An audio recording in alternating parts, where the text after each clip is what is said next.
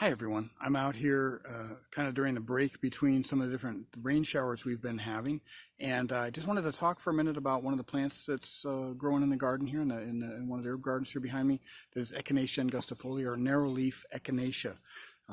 Probably everybody who's watching this is familiar with echinacea, but I want to talk a little bit about not just the medicinal properties, but talk about one of the problems that it presents when it comes to medicine making that a lot of our different plants that have a lot of high amount of polysaccharides present. And that is the issue of precipitation between a water-based extract and an alcohol-based extract. How can we get around that, and how can we do that?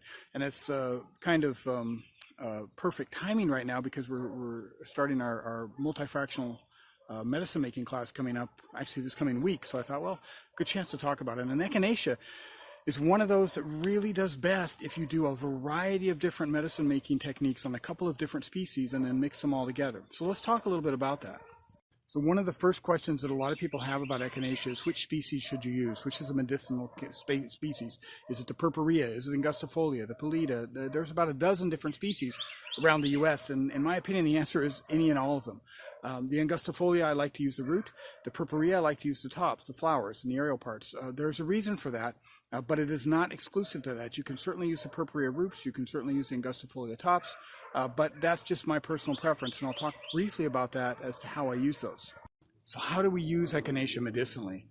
It's been hyped for decades as kind of an oversold, overmarketed plant, echinacea golden seal mixtures as a cure-all for everything from cold and flu to whatever.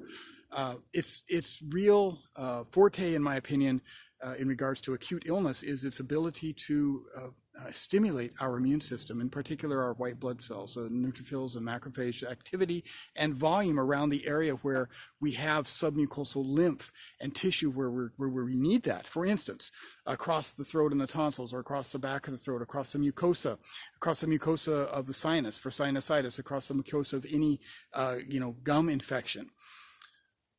Also topically across the skin, on through the skin, transdermally and into wounds that are infected wounds.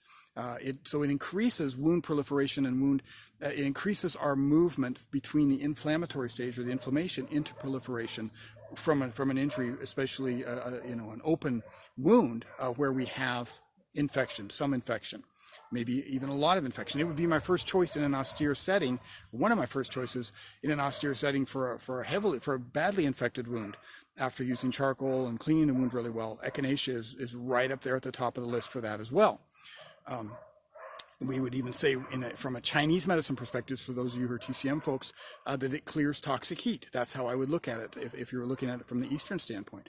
An amazing herb that way. Also an anti-inflammatory.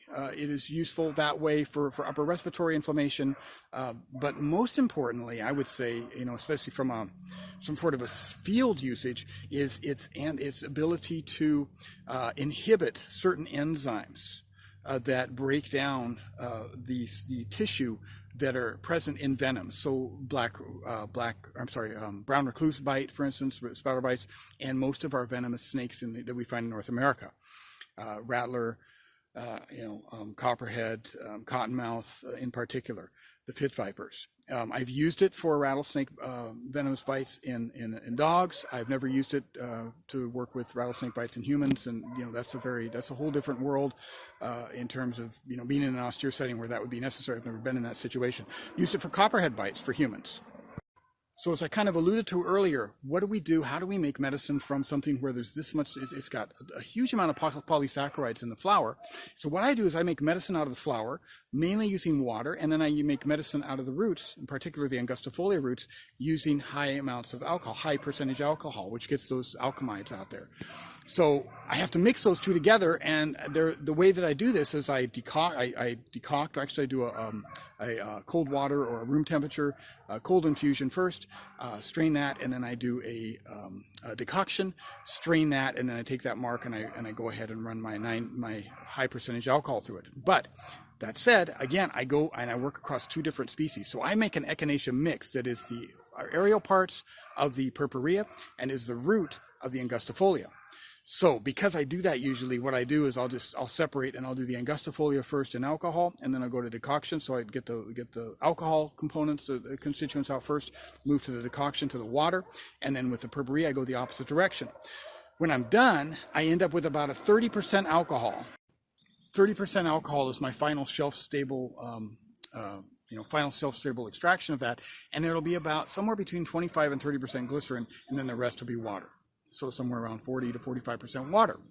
Now, you don't have to be that complicated. You can just go alcohol with the roots of the angustifolia, and you can do water with the purpurea, and then you can mix those two together. But you have to use the glycerin in there. And if you're going to use glycerin, then you should use that glycerin as a solvent during your heat process as well.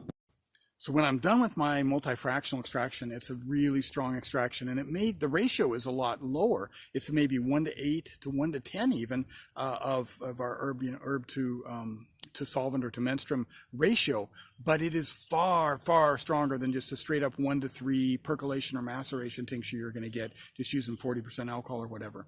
It's preferable way to do this, and multifractional extraction is really the way to go with a lot of our herbs that are, especially those that are high in polysaccharide on the water end, or herbs that maybe will precipitate that are more alcohol soluble, or just herbs where we want to get a whole range of constituents out that range across our different solvents. How do we mix all of those together? So that is where I find multifractional extraction to be very important. All of this is coming up in our multifractional course, which is starting next week. Now, I'm recording this summer, July of 2021, and I'm sure this video will be around for a while. So, if this is July 2021 when you're hearing this video, check out the links below. Please like and share this video if you like it, and check out the multifractional course as well. Thank you, everybody, for listening. Again, hit click and like and share if you like this stuff. Feel free to comment. I try to get back to every comment I can, and I will come out with more plant videos. I know I've kind of been slow on that. Life has been very hectic for us lately, but I'll keep doing this because I love to share this information on the web as much as I can, especially regarding plants and plant medicine and making plant medicine from what we have here, either grown in our garden or what we've gathered in the wild.